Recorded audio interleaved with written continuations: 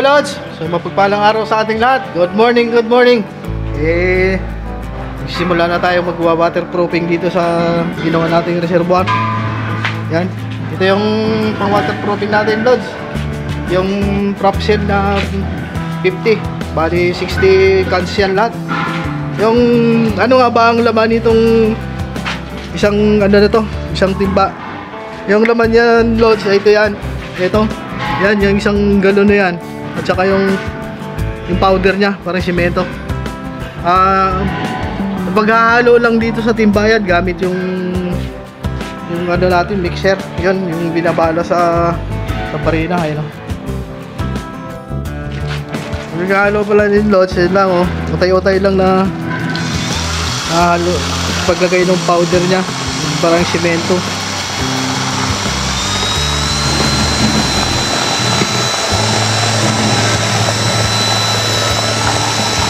Para hindi siya magbuo-buo, kasi pagka hinalo lang natin ito ng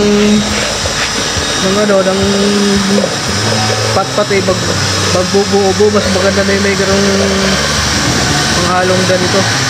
Ito para mapino siya.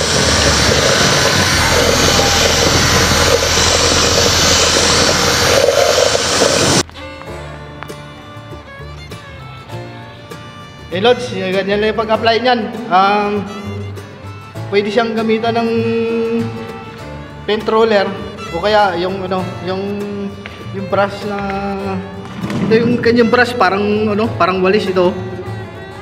Kaya pagka ganito kasi may parang masyado makapal. Kaya yan, pwede siyang paint roller tulad yan, oh.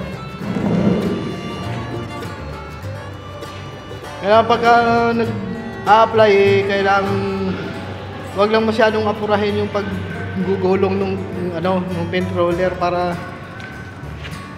para medyo makapal yung pagkakahagod. Kailangan lang dito, lods, mga dalawang coating pwede na ito. Kasi medyo makapal naman. Ayun yung mga natin kanina. Yan yung ang coverage nga pala ng isang galon. Nasa 3 square meter yung kaya niyang itakpan.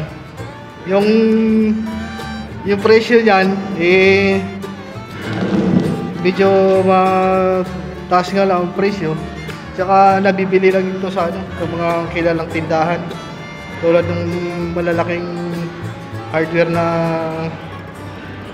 tulad ng Wilcon, tsaka sa City Hardware ay mukhang meron din ganito. Siyempre bago tayo mag-apply ng ganito, kailangan yung wall na yan, yung mga wall na yan dapat malinis yan. Tsaka itong lapag dapat walang alikabok ito, kasi pag maalikabok yan, pag hinaguran mo yung ating pang waterproofing, hindi naman didikit, gugulong lang siya, matutuklap lang. Kaya kailangan bago malinis yan. Kung kailangan i-vacuum pa yan, iba-vacuum para malinis na malinis. Lods, mukhang marami-rami itong i-waterproofing natin dahil ang reservoir na ito ang laman nito ay 288 cubic meter ang load na capacity nitong tubig.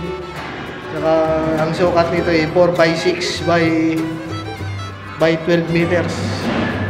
Yan yung yan yung sukat niya, kaya ganun kalaki. Yan yung butas na yan, yan yung paglalagyan ng ng tubo, yung suction niya. Nandun sa taas yung makina niyan. Yan pala, lods. Nagpapasalamat nga pala tayo dun sa mga nag-subscribe sa atin, at saka nagpapasalamat na rin tayo dun sa mga nag-view sa ating mga video. Kahit pa paano mayroon pa namang nanonood. Maraming salamat mga lods. Shoutout sa inyong lahat. At muli, maraming salamat.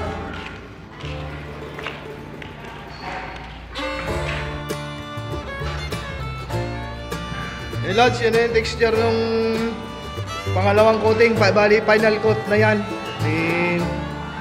Saka itong baba na ito, first coating na rin tayo dito. Yung nga pala sa magtatanong kung ito ba malakas yung amoy nitong ginagamit nating waterproofing nito. Mayroon naman siyang amoy, natural na yun, kasi ano ito cementeros kasi ito, kaya natural na mayroong amoy. Wala naman talagang odorless nito na ano, may amoy talaga yan. Halos tapos na rin tayo.